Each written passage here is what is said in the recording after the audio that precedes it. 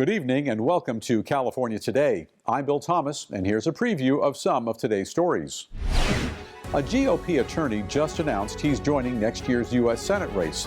He'll be up against a handful of current representatives, all hoping to replace Senator Dianne Feinstein. Theranos CEO Elizabeth Holmes has just been denied her request to remain free on bail. A U.S. judge ruled she and her co-defendant cannot be free during the appeal trials. And residents in Northern California's Oakland are demanding officials end the city's eviction moratorium. This comes as city council members are proposing a phase-out of the policy instead. A GOP attorney just announced he's joining next year's U.S. Senate race. The Republican candidate faces a handful of current Democratic representatives, all hoping to replace Senator Dianne Feinstein. A Republican attorney announced on Tuesday that he's entering the 2024 Senate race for U.S. Senator Dianne Feinstein's seat.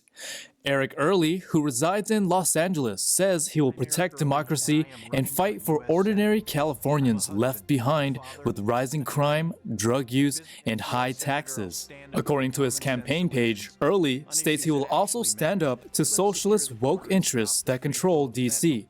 He previously ran for state attorney general in 2022 and 2018, as well as Congress in 2020. Democrats currently dominate the California legislature and the congressional delegation, with Feinstein, age 89, being the oldest member of the Senate.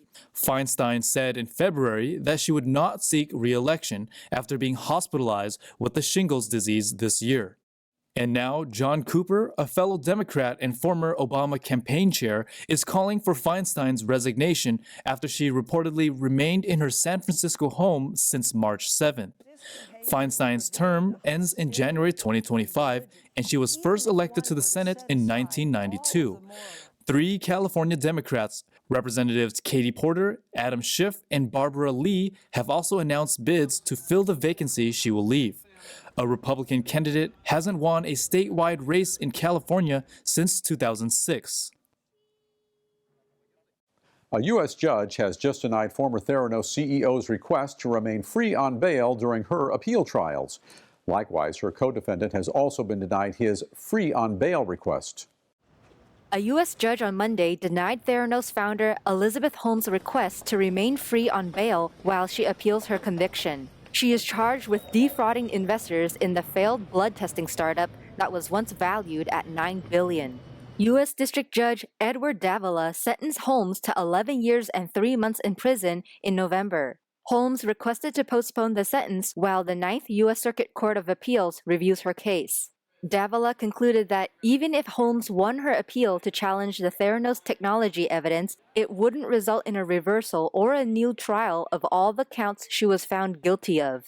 He said, contrary to her suggestion that accuracy and reliability were central issues to her convictions, Mrs. Holmes' misrepresentations to Theranos investors involved more than just whether Theranos technology worked as promised.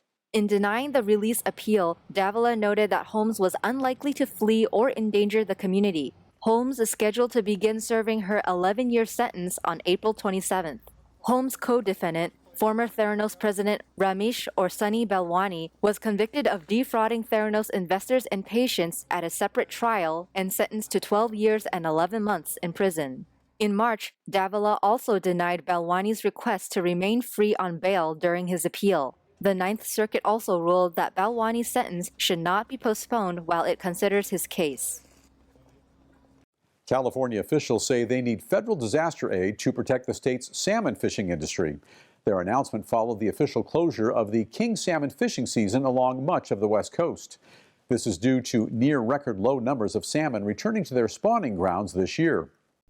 California fishing industry representatives and elected leaders are asking for federal aid amid the official closure of this year's salmon fishing season. During an April 7th press conference, they said aid must be released quickly and efforts need to be ramped up to restore salmon habitat in California rivers.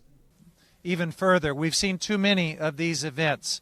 Obviously, the drought has contributed terrible conditions that helped get us to this unfortunate situation, but there are also water management decisions that have been made that were not in the interests of salmon. They thanked the governor and the Fish and Wildlife Department for requesting a declaration of a fishery disaster and federal aid. This comes as the Pacific Fishery Management Council unanimously approved on April 6th to close salmon fishing season along the west coast from Cape Falcon in northern Oregon to the California-Mexican border. Much of the salmon caught in Oregon originate in California's Klamath and Sacramento rivers. They hatch in the freshwater rivers, spend about 3 years maturing in the Pacific, then migrate back to their spawning grounds to lay eggs. Council Chair Mark Gorelnick said after the vote, quote, "The forecasts for Chinook returning to California rivers this year are near record lows. The poor conditions in the freshwater environment that contributed to these low forecasted returns are, unfortunately, not something that the council can or has the authority to control." Local business owners say the closure will impact more than just fishermen. The salmon season closure doesn't just affect people like me. It affects everybody in the fishing tackle industry through lost sales. There's lost boat sales. There's lost fuel sales. There's going to be zero non-farmed salmon for anglers, wholesalers, mechanics, hospitality industry, travel industry, automobile and truck sales, commercial anglers and recreation anglers suffering. The list is long and far-reaching. I could go on and on. The California governor's office has stated that the projected loss of the 2023 season is over $45 million. According to the Golden State Salmon Association, California's salmon industry is valued at $1.4 billion and 23,000 jobs annually in a normal season, in addition to contributing significantly to Oregon's jobs and economy. These salmon are resilient. They have been swimming underneath this bridge before there was a bridge. They've been swimming through the Golden Gate for millions of years. They have survived huge droughts. They have survived temperature changes. They have survived changing ocean conditions. They've survived rivers that have changed course. What they can't survive is some of the water management policies that are putting their breeding habitat at risk. Experts fear native California salmon are in a downward spiral toward extinction. California's spring-run salmon are listed as threatened, and California's winter-run Chinook and coho salmon are endangered. Elected officials call for increased federal efforts. We have to make sure that the policies and the practices and the rest are not such that they are defying even the evolutionary progress of salmon. Looking forward, there's some hope that the unusually wet winter in California will bring relief. 2 council members in Oakland are proposing to phase out the city's eviction moratorium, but protesters are demanding officials to end the policy immediately. Oakland City Council President Nikki Fortunato Bass and Councilmember Dan Kalb proposed to start phasing out the eviction moratorium that was set up during the COVID-19 pandemic. I think the lens of making sure we limit people who are pushed out of their homes is key, but we all know that by definition a moratorium is temporary, and so we all knew that this time was going to come, and so now we have a phased out approach to actually eliminate the moratorium as most other cities have done. Starting May 1st, 2 types of evictions will be allowed. One is if the tenant is unable to pay rent starting the month of May and after without a pandemic-related reason. Landlords would be allowed to serve 3-day notices to pay rent. The second is if the landlord only owns 1 unit and they want to move into that unit. There will be a 4-month transition period between May 2nd and the end of August. Those in favor of the moratorium want it to last longer, saying it's a form of protection. And we believe that the eviction moratorium should continue until the homelessness crisis is over. And even though month after month I come up with this $1,800, I fear next month. What if I fall short?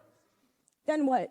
If these protections are not in place, what would I do? I'd be in my car with my kids, and it's scary. To evict a tenant, the landlord would need to prove the renter caused substantial damage or acted unreasonably.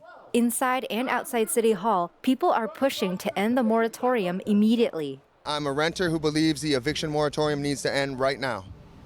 I feel any hardships that have occurred in the last 3 years should have been ironed out by now if you're a responsible person, and you should make good on your word and pay the monies that your lease indicated that you would pay. The more that this happens, the more the good landlords are bailing out. They're removing their housing from the market. The next time around, if there's another time around, they're making their housing even more expensive. The eviction moratorium would end on September 1st, including late fees. The rent increase moratorium would end July 2024. The council also proposed a few new provisions that some people are against. And these new provisions are for life. They're called Just Cause. One would enable a renter to not pay rent on time. They could pay rent up to 2 months late if they want to. Another one, if a tenant is lighting fires in the unit or having cookouts or playing music or committing crimes, the housing provider can do nothing about that to stop them. And then the last is basically if you have a nanny, that nanny can stay in your house for life if you have a rental house or a rental room. So we're very much against these, and that's why we're here today. The proposal only applies to Oakland residents. Alameda County's eviction moratorium ends at the end of April. We'll take a short break now, but here's a look at what we have for you when we come back.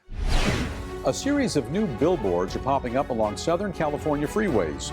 They're part of a campaign to raise awareness about the ongoing opioid epidemic. Orange County Fire Authority staff are welcoming a new furry member to the team. The dog will assist firefighters responding to stressful situations.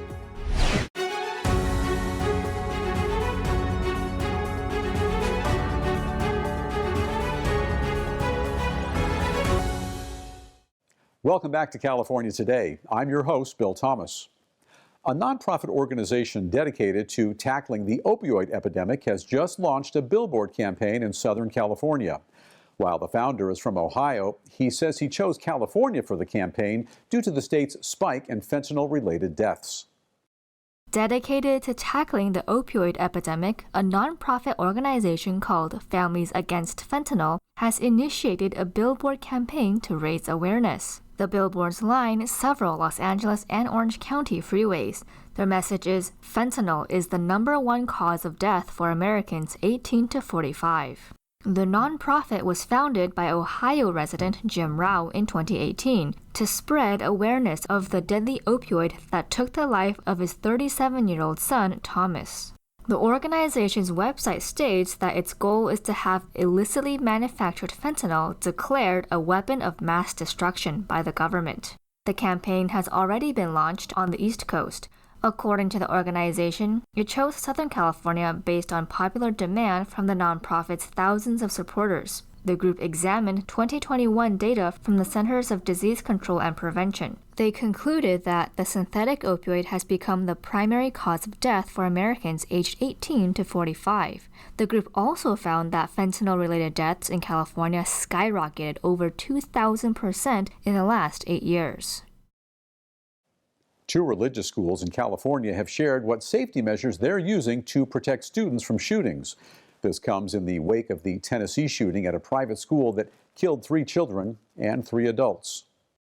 On March 27th, 28-year-old Audrey Hale killed the 3 children and 3 adults at the Covenant School, which is a private Christian school in Nashville, Tennessee.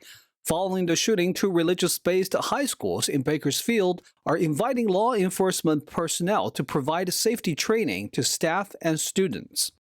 Bakersfield Christian High School, or BCHS, and Grace's Memorial High School, or GMHS, told the Epoch Times that they feel they would be well prepared to handle and stop an active shooter situation. Matt Grin, president of BCHS, says, quote, "We're blessed to have a team of former law enforcement personnel that bring their training and expertise to our campus each day to keep our students and staff safe. We also do our best to coordinate with outside agencies on best practices and share information related to general areas of concern." Kent Hickey, president of GMHS, discussed how the school trains faculty and students and provides many means of safety for students, teachers, staff, and visitors. He says that safety drills for faculty and students are conducted under the leadership of 3 employees who are law enforcement officers.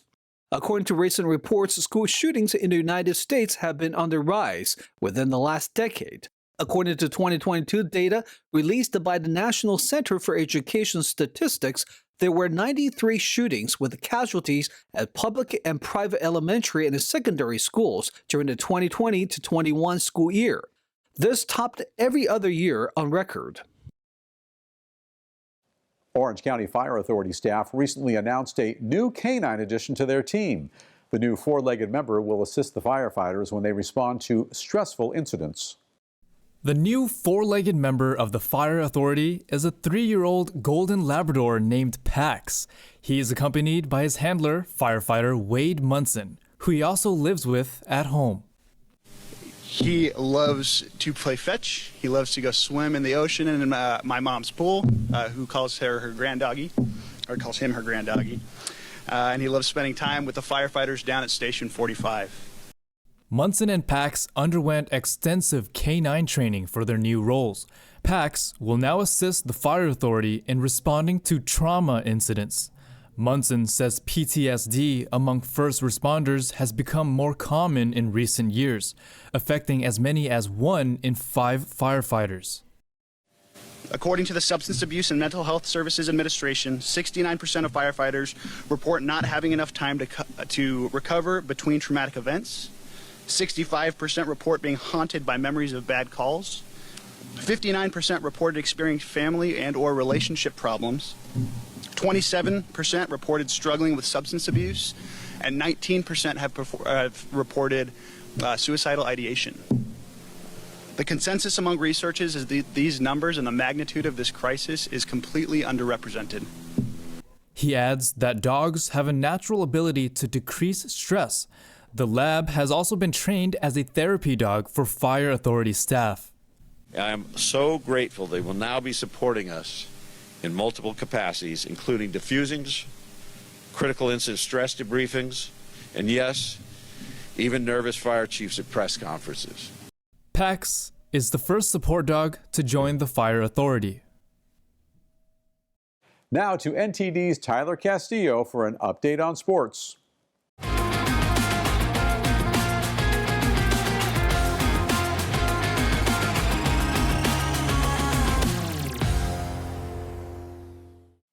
I'm Tyler Castillo taking you through the California Today Sports Roundup.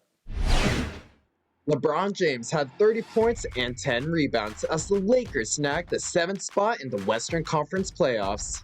The Gold and Purple team netted a 108-102 victory over the shorthanded Timberwolves in the NBA's play-in tournament Tuesday night. Conley hit 3 clutch free throws to tie the game after Davis foolishly fouled him on a 3-point attempt. But the Lakers coolly kept rolling toward their 10th win in 12 games overall. Their reward is a date with the 2nd-seeded Memphis Grizzlies in the first round starting Sunday. Dennis Schroeder scored 21 points, drilling a tie-breaking 3-pointer on a pass from James with 1.4 seconds left in regulation before icing the win with 2 free throws. There was less than 8.4 seconds remaining in the extra session for the Lakers, who started the season 2-10 and sat 6 games below .500 at the trade deadline. Timberwolves forced overtime when Conley hit his free throws after Davis stepped on his foot when he had already released a 3-point attempt. Los Angeles finally won it with defense. The SoCal team held the Timberwolves to 7 points in the final 11 minutes from midway through 4th quarter while rallying from a 15-point deficit. Schroeder, returning from a 2-game injury absence, stepped up tremendously for D'Angelo Russell, who had a nightmare game for LA against the team that traded him in February. Russell had 8 assists but scored 2 points on 1 of 9 shooting before getting benched. Brian Weathers tossed 5 solid innings and combined with 4 relievers on a 5-hitter. While Manny Machado laced a go-ahead 2-run double in the 5th inning as San Diego beat host New York. Xander Bogaerts hit a 2-run homer in the 9th for the Padres. who have won 4 of 5. Mark Hanna had a sacrifice fly, and Tommy Pham laced an RBI single for the Mets, who have lost 2 of 3. Weathers allowed 1 run on 3 hits and 2 walks while striking out 3 over the 5 innings. The Mets mounted a rally in the 9th against Josh Hader, but Hader retired Thomas Nido on a comebacker and struck out Francisco Alvarez to notch his 4th save. Padres 4, Mets 2. Alex Wood teamed with 5 relievers on a 3-hitter. David Villar and Brandon Crawford smacked consecutive pitches for home runs. San Francisco Giants bounced back from a series-opening thumping to beat visiting Los Angeles. Wood allowed just 1 hit in 4 innings before turning the ball over to Jacob Janis, who was followed by Scott Alexander, John Brebbia, Tyler Rogers, and Camilo Doval to complete the Giants' first shutout of the season. Dodgers starter Dustin May worked 5 innings, limiting the Giants to just 2 runs and 2 hits. He walked 4 and struck out 3. Giants 5, Dodgers 0. Shohei Ohtani threw 7 scoreless innings and went 1-for-4 at the plate to lead Los Angeles to a win over Washington and Anaheim. Ohtani yielded just 1 hit, a 2-out double by C.J. Abrams in the 4th inning, while making 92 pitches. He had a season-low 6 strikeouts and a season-5 walks, but he only allowed 1 Nationals base runner to reach 3rd base. Jose Quijada and Carlos Estevez each threw a scoreless inning of relief and finished the shutout, the Angels' 2nd of the season. Both of the starting pitchers put up zeros over the first 3 innings before the Angels broke through against Josiah Gray in the 4th. Angels 2, Nationals 0. Elias Pettersson crafted his first career 100-point season as visiting Vancouver handed Anaheim its 12th straight defeat. In notching his 5th straight multi-point outing against Anaheim, Pettersson dealt 2 assists to give him 38 goals and 63 helpers of the season. The Canucks won all 4 games against Anaheim this season and are 16-9-1 within the Pacific Division. Falling to 0-10-2 in their past dozen matches, the Ducks got goals from Mason McTavish and Drew Hellison. Trevor Zegras had 2 assists. Canucks 3, Ducks 2. That is it for today's Sports Roundup. I'm Tyler Castillo. Thanks for watching. That's all we have for you tonight, and would like you to join us again on California Today every weekday right here at 8:30 p.m. Also, please make sure to check out our broadcasts on our California Today webpage, and you can find that at ntd.com/California-Today. You can also find all of our top latest clips there ready to share with friends and family. And please send us a message on Twitter, Facebook, or Instagram, or through our email, and that's california.today@ntd.com. I'm Bill Thomas, and for all of us here in the newsroom, have a great night.